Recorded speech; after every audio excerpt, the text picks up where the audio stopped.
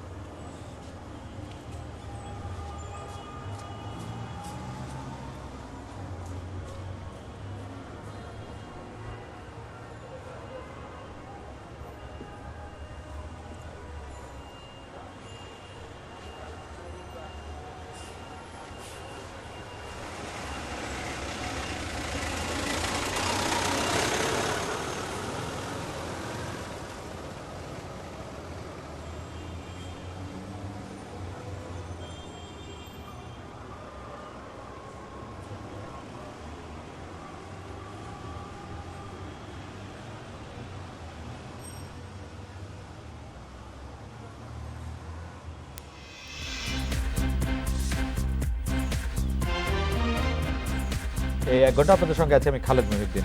সবশেষে খবর, আলোচনা আর বিশ্লেষণ নিয়ে থাকছে নুসরাত হক আর খেলাধুলার খবর জানাবো আমি সাইদ সাদ। তবে আগে জানিয়ে দিচ্ছি শিরোনাম। ২৫শে মার্চের কাল রাত স্মরণে সারা দেশে ১ মিনিটে ব্ল্যাক আউট, ৭১-এর শহীদের জাতির শ্রদ্ধা।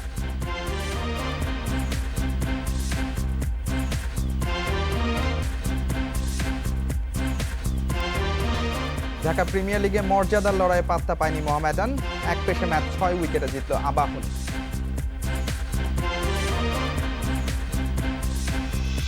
রাত ৯টায় বাংলাদেশে আজ মতামত পাঠানোর বিষয়ে ৭১-এর গণহত্যার আন্তর্জাতিক স্বীকৃতি। মতামত পাঠাতে পারেন এসএমএস অথবা ফেসবুকে। আপনাদের মতামত জানিয়ে দিচ্ছি সংবাদের পরের অংশে।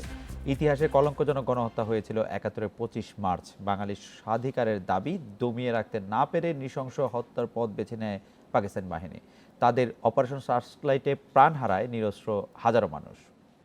অপারেশন সার্চলাইটের মধ্যেই বাঙালির নেতা বঙ্গবন্ধু শেখ মুজিবুর রহমানকে গ্রেপ্তারে চালানো হয়েছিল অপারেশন বিগ বার্ড। দুই সেনা কর্মকর্তার নেতৃত্বে তাকে গ্রেপ্তারের পর ওয়্যারলেসের টিক্কা খানকে দেওয়া হয়েছিল সাংকেতিক বার্তা big bird in case.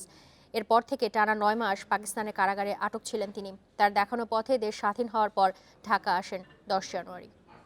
২৫ March আন্তর্জাতিক গণহত্যার স্বীকৃতি না পাওয়ার জন্য কূটনীতিকদের ব্যর্থতাকে দায়ী করার একদিন পরই অবস্থান নরম করেছেন মুক্তিযুদ্ধ বিষয়ক মন্ত্রী আ.ক.ম মোজাম্মেল হক। অন্যদিকে পররাষ্ট্রমন্ত্রী এ.কে আব্দুল মোমেন এই ব্যর্থতার দায় দিয়েছেন মুক্তিযুদ্ধ বিষয়ক মন্ত্রণালয়ের উপর। তিনি বলেছেন, স্বীকৃতি পেতে অতীতে কোনো উদ্যোগই নেয়নি মুক্তিযুদ্ধ মন্ত্রণালয়। যেহেতু ৯ ডিসেম্বর আন্তর্জাতিক গণহত্যা দিবস হিসেবে জাতিসংঘ পালন করে আসে, সুতরাং এখন নতুন করে আসলে আন্তর্জাতিক গণহত্যা দিবসের জন্য কোনো তৎপরতা চালানো আসলে খুব বেশি ফলপ্রসূ হবে না। তবে ৯ মাস ব্যাপী যে হত্যাযজ্ঞটি চালানো হয়েছিল ১৯৭১ সালে, সেই বিষয়ে আন্তর্জাতিক স্বীকৃতি আদায়ের লক্ষ্যে কূটনৈতিকভাবে এবং তথ্য-উপাত্ত সংগ্রহের কাজটি সরকার করে যাচ্ছে। দেখেন, এখানে দুটো জিনিস। যখন আন্তর্জাতিক গণহত্যা দিবস বলে একটি দিবসকে সাথে করে নেওয়া হয়, তখন কিন্তু স্বাভাবিকভাবে এটি ২৫শে মার্চের বাংলাদেশে গণহত্যা নিয়ে হওয়া উচিত ছিল। কারণ শুধুমাত্র একটি রাতে বা একটি বিশেষ অপারেশনে এতগুলি মানুষ মারা পৃথিবীর ইতিহাসে আর কিন্তু এরকম ঘটনা নাই। আপনি যদি দ্বিতীয় বিশ্বযুদ্ধের কথা বলেন, দ্বিতীয় বিশ্বযুদ্ধের যদি আপনি ১৯৩৯ থেকে ১৯৪৩ পর্যন্ত যখন বা ৪৪ পর্যন্ত যখন সবচেয়ে বেশি হত্যাযজ্ঞ চালিয়েছিল জার্মান নাৎসি বাহিনী, বা তখনও কিন্তু এক রাতে বা একটা দিনে, দুইটা দিনের মধ্যে এতগুলি ঘটনা, বড় ঘটনা বা হত্যাকাণ্ডের ঘটনা ঘটে নাই।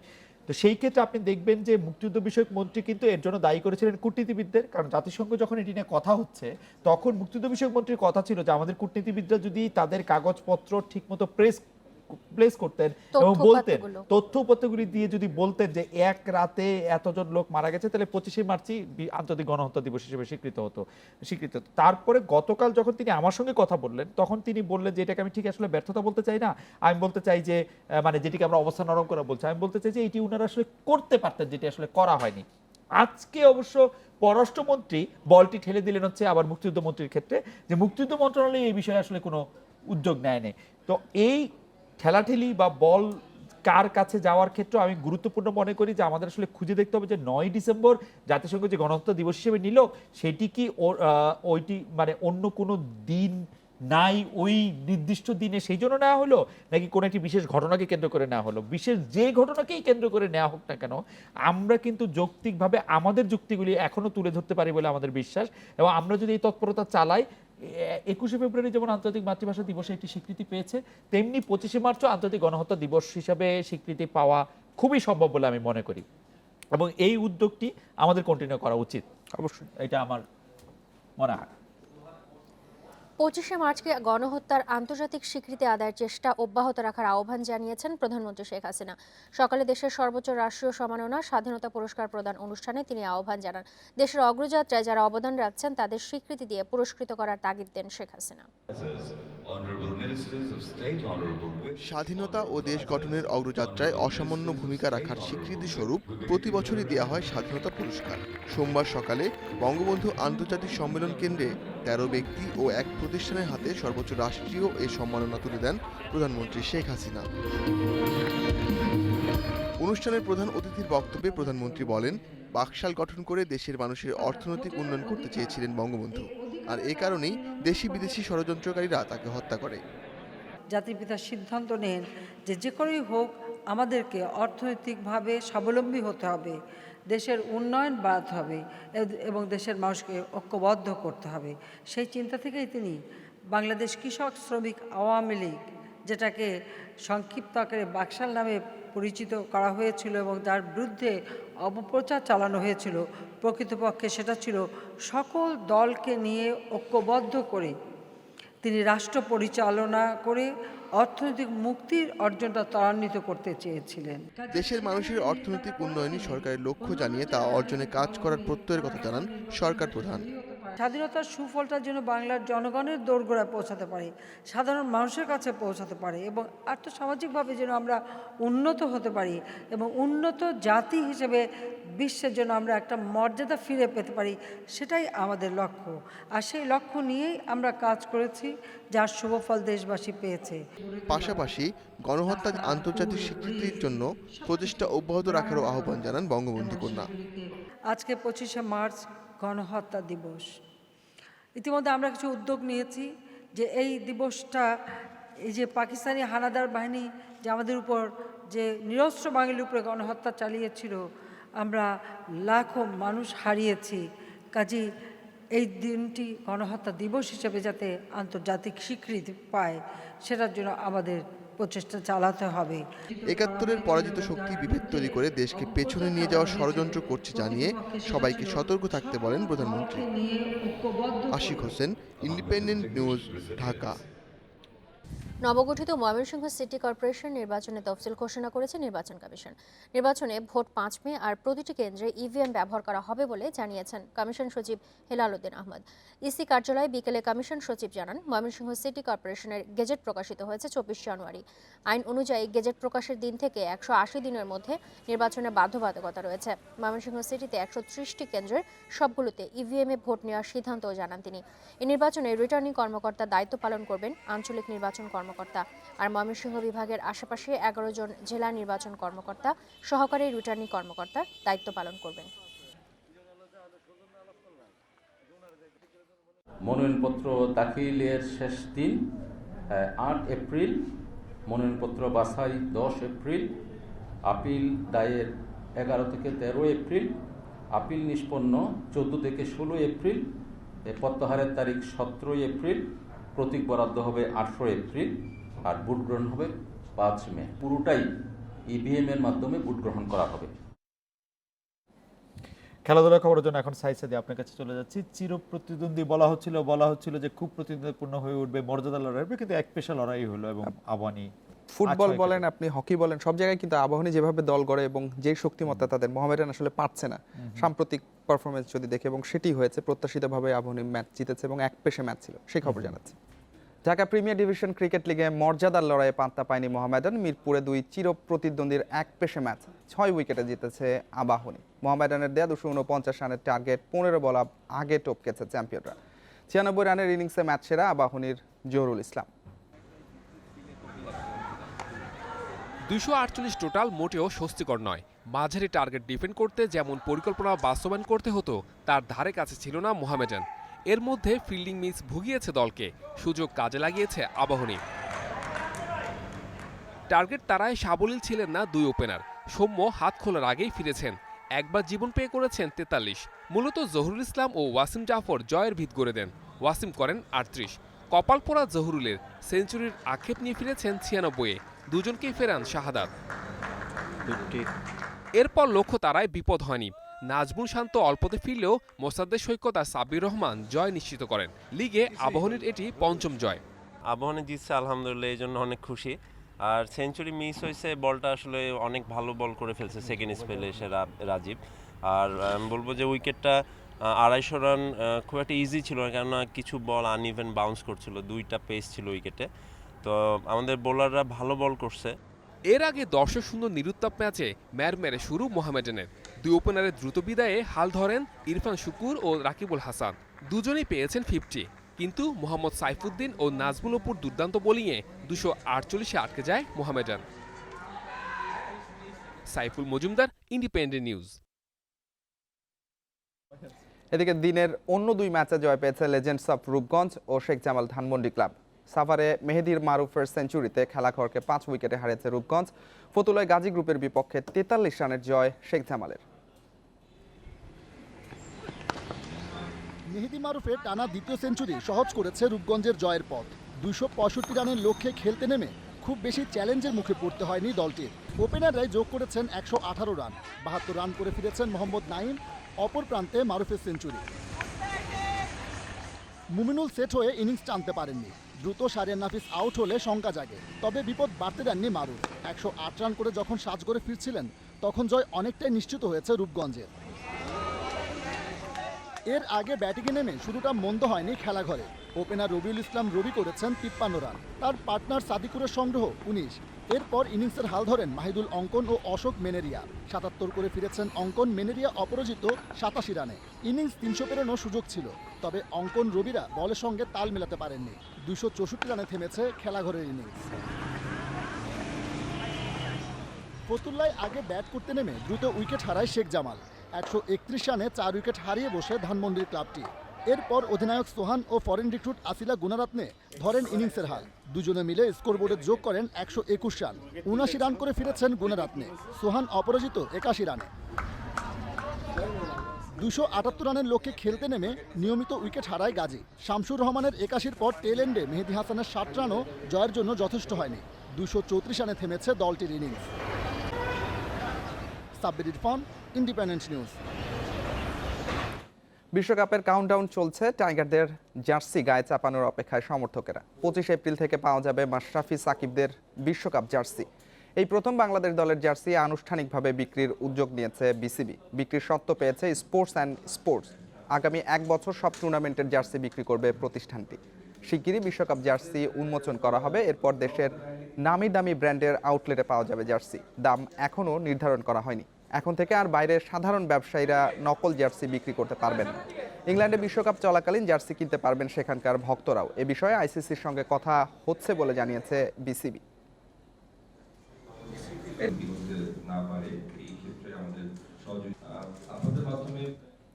টানা 2 হারে বিদায় নিশ্চিত। সান্ত্বনার জয়ে এফসি বাছাই পর্বের মিশন শেষ করতে চায় অনূর্ধ্ব 23 দল। শেষ ম্যাচে কাল শ্রীলঙ্কার বিপক্ষে নামবে বাংলাদেশ।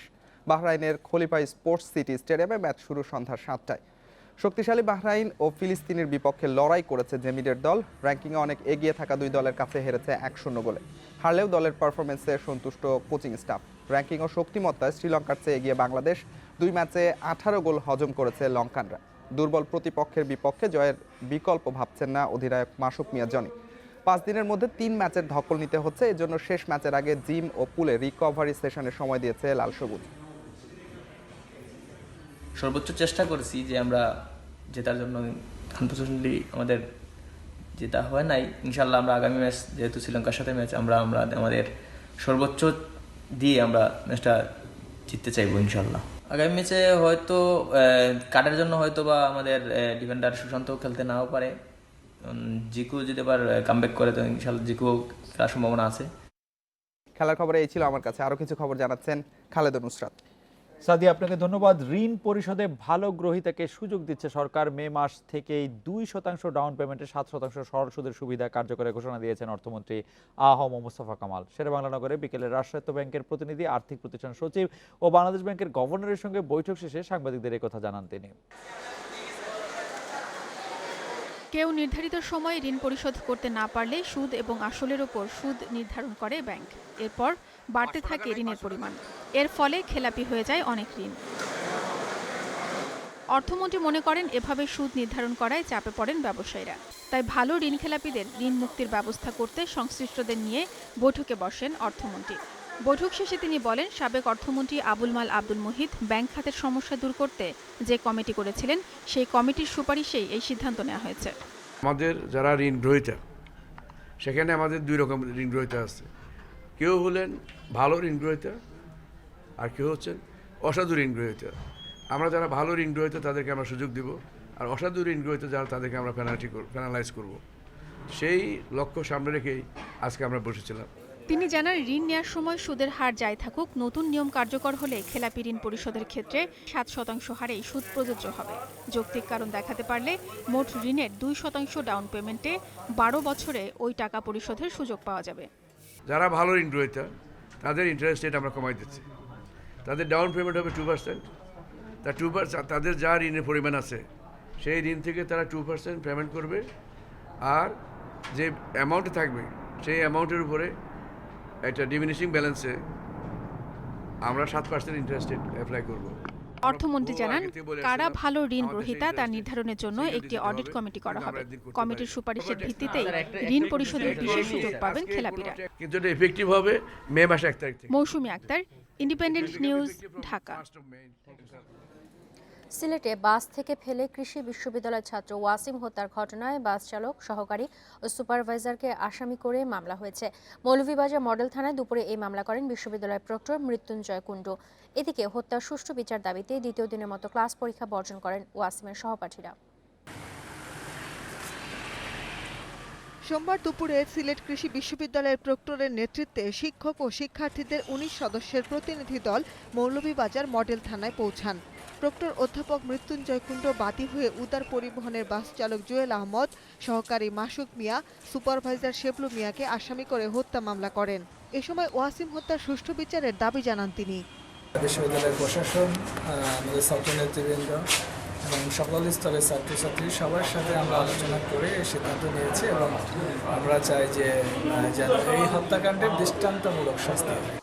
এ ব্যাপারে মৌলভীবাজার মডেল থানার ওসি জানান, আসামিদের মধ্যে আটক দুজনকে এ মামলায় গ্রেপ্তার দেখানো হবে।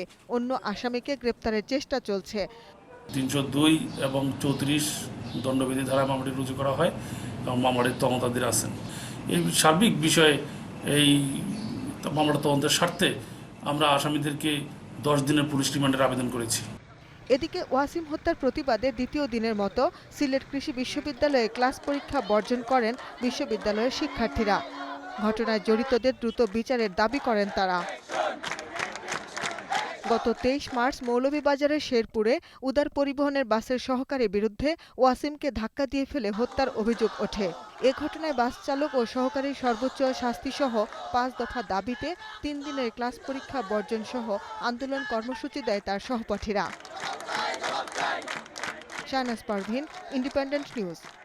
আজকের মতামত পাঠানোর বিষয় ছিল ৭১-এর গণহত্যার আন্তর্জাতিক স্বীকৃতি। এবারে জানিয়ে দিব এই বিষয়ে পাঠানো কিছু মতামত। সাদমান বলেছেন, এখনও ৭১-এর গণহত্যার আন্তর্জাতিক স্বীকৃতি না মেলায় জাতি হতাশ। সিনথিয়ার মত, আন্তর্জাতিক স্বীকৃতি আদায়ে কার্যকর পদক্ষেপ নেওয়া উচিত। কাদের বলেছেন, গণহত্যায় স্বীকৃতি না পাওয়ার জন্য কূটনীতিকদের ব্যর্থতায় দায়ী। সৈয়দা জানিয়েছেন, সদিচ্ছার অভাব দেখছি। নুরুল বলছেন, এ ব্যাপারে এখনই পদক্ষেপ চাই। রাইফা বলছেন, বিশ্ব সম্প্রদায়ের কাছে সঠিক তথ্যপত্র তুলে ধরে এগোতে হবে। সুজন বলছেন, স্বীকৃতি না পাওয়ার দায় মুক্তিযুদ্ধ বিষয়ক মন্ত্রণালয় এড়াতে পারে না। এই ব্যাপারে সব ষড়যন্ত্রের বিরুদ্ধে রুখে দাঁড়ানোর কথা বলেছেন শিলা। রাফসান বলছেন, সরকারকে এই ব্যাপারে আরও উদ্যোগী হতে হবে। লুৎফা বলেছেন, স্বীকৃতি পেতে অতীতে কোনো উদ্যোগ নেওয়া হয়নি, সেই ব্যাপারে তদন্ত করা উচিত। দর্শকদের ধন্যবাদ দিতে চাই, তারা নানা ধরনের মতামত আমাদের পাঠিয়েছেন। এদিকে এই কথা ঠিক যে 1971 সালে 25শে মার্চ যা ঘটেছে সেই কালরাত্রিকে যদি গণহত্যার আন্তর্জাতিক স্বীকৃতি পাওয়া যায়, সেটি অন্তত আমাদের শহীদদের জন্য একটি সম্মান জানানোর জন্য একটি বড় ব্যাপার হবে। সরকার নিশ্চয়ই এই ব্যাপারে উদ্যোগ নেবেন, আমরা আশা করি। এদিকে আমরা পরের খবরটিতে চলে যেতে চাই। এইচএসসি পরীক্ষা সংক্রান্ত একটি খবর রয়েছে আমাদের হাতে। এই এইচএসসি পরীক্ষা উপলক্ষে আগামী 1 এপ্রিল থেকে 6 মে পর্যন্ত সব ধরনের কোচিং সেন্টার বন্ধ রাখার নির্দেশ দিয়েছে শিক্ষা মন্ত্রণালয়। দুপুরে শিক্ষা মন্ত্রণালয়ের সংবাদ সম্মেলনে শিক্ষামন্ত্রী কথা জানান। এর প্রতিবাদে মন্ত্রণালয় স্মারকলিপি দেওয়ার কথা জানিয়েছে বিশ্ববিদ্যালয়ে ভর্তি এবং বিভিন্ন ধরনের চাকরির কোচিং সেন্টারের মালিকেরা। উচ্চ মাধ্যমিক ও সমমানের পরীক্ষা শুরু 1 এপ্রিল। এবার 13,51,309 জন শিক্ষার্থী বসবে পরীক্ষায়। এবারই প্রথম নিয়মিত এবং অনিয়মিত শিক্ষার্থীদের পরীক্ষা হবে আলাদা কক্ষে। শিক্ষামন্ত্রী জানান, প্রশ্ন ফাঁস এবং গুজব ঠেকাতে সামাজিক যোগাযোগ মাধ্যমে রাখা হবে কঠোর নজরদারি। কোনো শিক্ষকের বিরুদ্ধে অনিয়মের প্রমাণ পেলে এমপিও বাতিল, চাকরিচ্যুত সহ কঠোর আইনি ব্যবস্থা নেওয়া হবে। পরীক্ষা চলাকালীন পরীক্ষা কেন্দ্রের 200 গজের মধ্যে শিক্ষক, ছাত্র, কর্মচারীদের মোবাইল ফোনের সুবিধা সহ ঘড়ি, কলম এবং পরীক্ষা কেন্দ্রে ব্যবহারের অনুমতিবিহীন যে কোনো ইলেকট্রনিক ডিভাইস ব্যবহার নিষিদ্ধ থাকবে। পরীক্ষা চলার সময় 6 মে পর্যন্ত সব ধরনের কোচিং সেন্টার বন্ধ থাকবে বলেও জানান মন্ত্রী। এই নিষেধাজ্ঞাকে এড়িয়ে নানানভাবে তারা অসাধু উপায় অবলম্বন করেন এবং নানানভাবে কোচিং সেন্টার খোলা রাখার বিভিন্ন চেষ্টা চালিয়ে যান। সে কারণে আমরা বাধ্য হয়ে সকল ধরনের কোচিং সেন্টারই বন্ধ রাখছি। কোচিং সেন্টার মালিকদের সংগঠন association of shadow education Bangladesh বলছে, তারা এই সিদ্ধান্ত বাতিলের দাবি জানিয়ে মন্ত্রণালয়ে স্মারকলিপি দেবে। আর আমরা সম্ভবত একটা স্মারকলিপি নিয়ে যাব, যাতে হচ্ছে জিনিসটাকে ওনারা আরেকটু ইয়েভাবে কি বলে একটু এক্সট্রা মনোযোগ দিয়ে আমাদের বিষয়টাকে দেখেন। পরীক্ষা শুরুর 30 মিনিট আগে পরীক্ষার্থীদের কেন্দ্রে প্রবেশ করতে হবে। লিখিত পরীক্ষা শেষ হবে 11 মে। এরপর 12 থেকে 21 মে পর্যন্ত চলবে ব্যবহারিক পরীক্ষা। নূরে আলম, ইন্ডিপেন্ডেন্ট নিউজ, ঢাকা। তুরাগ তীরের অবৈধ স্থাপনা উচ্ছেদ অভিযানের 22তম দিনে 56টি ছোট বড় স্থাপনা ভেঙে দিয়েছে বিআইডব্লিউটিএ। এই দিন উচ্ছেদ অভিযান চালানো হয় সাভারের উত্তর কাউন্দিয়া ও মিরপুরের ছোট দিয়াবাড়ি অংশে। সাভারের উত্তর কাউন্দিয়া মৌজায় তুরাগের তীর ঘেঁষে এই 4তলা ভবন। বিআইডব্লিউটির উচ্ছেদ অভিযানে ভাঙা পড়ে ভবনের একাংশ। তবে বাড়ির মালিকের দাবি কাগজপত্র মেনেই বাড়ি করেছেন তিনি। আর বিআইডব্লিউটির কর্মকর্তারা জানিয়েছেন, এর আগেও ভেঙে দেওয়া হয়েছিল ভবনটির একাংশ। নদীর জায়গা দখলের অভিযোগে একটি মামলাও আছে তার বিরুদ্ধে। বিল্ডিংটা সম্পূর্ণ পিলারের ভিতরে ছিল, পশ্চিম পাশে, নদীর ভিতরে ছিল না। কিন্তু তারা এই অবৈধভাবে এসে উচ্ছেদের নাম করে আমাদের এই যে পৈতৃক সম্পত্তি এবং আমার বৈধ দখলকৃত এই বিল্ডিং এটা ভেঙে দিয়ে গেছে। 9 মাস আগে এখানে একটা উচ্ছেদ অভিযান চলেছিল। উনি রাতের বেলা এই সীমানা পিলার ট্যাম্পারিং করে স্থানান্তর করছিলেন। হাতে নাতে ধরা হয়েছে তার লোকজনকে এবং ওই রাতেই সাভার থানায় তার লোকজনকে সোপর্দ করা হয়েছে। উত্তর কাউন্দিয়ার পর তুরাগের বিপরীত দিকে মিরপুরের ছোট দিয়াবাড়ির অংশে চালানো হয় অভিযান। এ সময় নদীর জায়গার পাশাপাশি দখলমুক্ত করা হয় পানি উন্নয়ন বোর্ডের জায়গাও। পানি উন্নয়ন বোর্ডের মোট 13 ফিট জায়গা এখানে আছেন। 13 ফিটের মধ্যে এখানে একটি বাউন্ডারি ওয়াল আছেন। বাউন্ডারি ওয়ালের ওই পার হচ্ছে 6 ফিট, এই পার হচ্ছে 6 ফিট, মোট 13 ফিট। 13 ফিট ওনারা লাল রং দিয়ে শনাক্ত করেছেন, সেই অনুযায়ী আমরা উচ্ছেদ অভিযান পরিচালনা করা হচ্ছে। 29 জানুয়ারি শুরু হওয়া বিআইডব্লিউটির অভিযানে এ পর্যন্ত 2767টি ছোট বড় স্থাপনা উচ্ছেদ করা হয়েছে। আর দখলমুক্ত করা হয়েছে বুড়িগঙ্গা ও তুরাগ তীরের প্রায় 59 একর জমি। একদিন বিরতি দিয়ে বুধবার একই জায়গা থেকে আবারও অভিযান চালাবে সংস্থাটি। আল আমিন হোসেন, ইন্ডিপেন্ডেন্ট নিউজ, ঢাকা। বেশি ভাড়া ও চালকদের নিয়ম ভঙ্গ সহ রাইড শেয়ারিং সেবা উবার নিয়ে গ্রাহকদের নানা অভিযোগ। তবে অভিযোগ পেলে ব্যবস্থা নেওয়ার কথা বলছে উবার কর্তৃপক্ষ। নজরদারি বাড়ানোর পাশাপাশি অ্যাপ ভিত্তিক সেবায় দূরত্ব ভেদে ভাড়া নির্ধারণ করে দেওয়ার পরামর্শ বিশ্লেষকদের। 2016 সালে দেশে যাত্রা শুরু করে আন্তর্জাতিক রাইড শেয়ারিং প্রতিষ্ঠান উবার। শুরুর দিক থেকে কম ভাড়ার কারণে বেশ জনপ্রিয় হয়ে ওঠে এই সেবা। কিলোমিটার প্রতি উবারের ভাড়া বেশি বলে মনে করছেন গ্রাহক। এছাড়াও কখনো কখনো অ্যাপসে ভাড়া বেশি উঠে বলেও অভিযোগ করছেন অনেকেই। প্রোমো ইউজ না করলে যে টাকাটা তারা চার্জ করে, এটা একটু এক্সপেন্সিভ মনে হয়। অন্যান্য রাইড অ্যাপসের তুলনায় উবারের ভাড়াটা একটু তুলনামূলকভাবে বেশি। উবারের 5টি সেবার মধ্যে প্রিমিয়ারের মান সবচেয়ে উন্নত। মানের দিক থেকে উবার প্রিমিয়ারের ভাড়া বেশি থাকার কথা থাকলেও অনেক সময় দেখা যায় উবার এক্সের ভাড়া বেশি। এমনকি চালকরা অনেক জায়গায় যেতে চান না, গ্রাহকের সঙ্গে দুর্ব্যবহার করেন। আর এসব বিষয়ে উবার কর্তৃপক্ষের কাছে অভিযোগ করার পদ্ধতিটিও জটিল বলছেন গ্রাহকরা। যদি একটু ঘিঞ্জি এরিয়া হয়, ধরেন গলির ভিতরে বাসা, তখন গলির ভিতরে ওরা আসতে চায় না। মাঝে মধ্যে যে উবার প্রিমিয়ার থেকে এক্সের প্রাইস বেশি থাকে, যেটা আমাদের জন্য একটা সমস্যা। উবার কর্তৃপক্ষ বলছে গাড়ির তুলনায় গ্রাহক বেশি হলে ভাড়াও বেশি হয়। তবে আগামীতে ভাড়া সমন্বয়ের পরিকল্পনা আছে উবারের। সবসময় বিবেচনা করি খুব ক্লোজলি যে এই প্রাইস পয়েন্টটা কি রাইট ফর দ্য মার্কেট কিনা। যদি দেখা যায় যে আমার মনে হচ্ছে যে না, this market is not addressable or this price point is not attractive, we obviously end up adjusting. বিশ্লেষকরা বলছেন বিকল্প না থাকায় গ্রাহকরা উবার ব্যবহার করছেন। সরকারের উচিত কিলোমিটারের ভিত্তিতে ভাড়া ঠিক করে দেয়া। ম্যাক্সিমাম প্রাইস সিলিংটা সেট করে দেয়, তাহলে আমাদের সাধারণ জনগোষ্ঠীর এই প্রাইস রিলেটেড যে ভোগান্তি সেটাও লাঘব হবে। দেশে এখন পর্যন্ত 1 লাখেরও বেশি চালক উবারে নিবন্ধন করেছেন। 2.5 বছরে 37 লাখেরও বেশিবার উবারের সেবা নিয়েছেন গ্রাহকরা। Irin Khatun, Independent news, Dhaka. রত্নাটা বাংলাদেশ আয়োজনে